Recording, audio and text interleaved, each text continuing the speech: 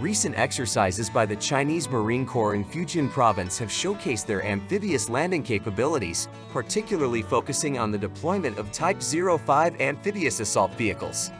These impressive machines, each carrying 4 soldiers and equipped with a formidable 105mm cannon, represent China's attempt to bolster its ability to conduct forceful beach landings. However, beneath the surface of this display lies a complex web of strategic challenges and potential vulnerabilities that could severely hamper any real-world amphibious assault operations. The choice to rely heavily on these assault vehicles reveals a critical weakness in China's military strategy: the potential lack of air superiority during a landing operation. With the Chinese Air Force likely to be engaged in countering Taiwanese, American, and Japanese air forces, the landing troops may find themselves without crucial air support. This leaves the Type 05 vehicles as the primary source of heavy firepower for the initial stages of an invasion. However, the effectiveness of these vehicles in actual combat conditions is questionable.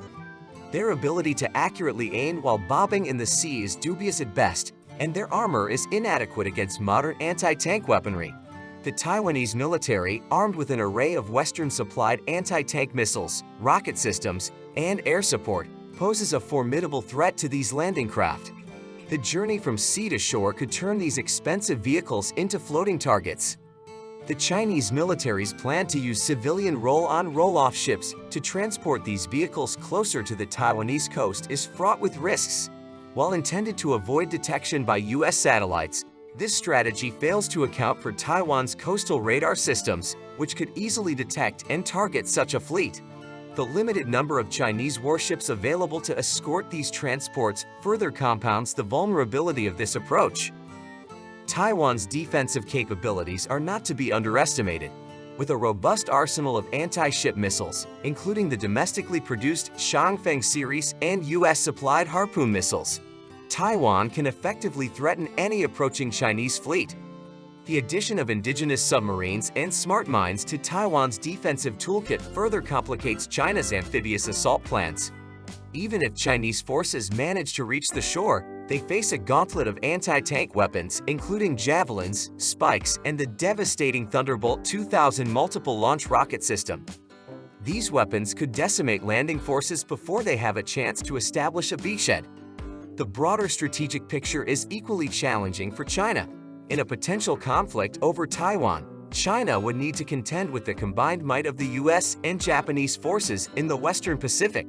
The disparity in air power is particularly stark, with the US fielding superior numbers of advanced fighters like the F-22 and F-35. The U.S. Navy's carrier strike groups and amphibious assault ships provide a level of force projection that China currently cannot match.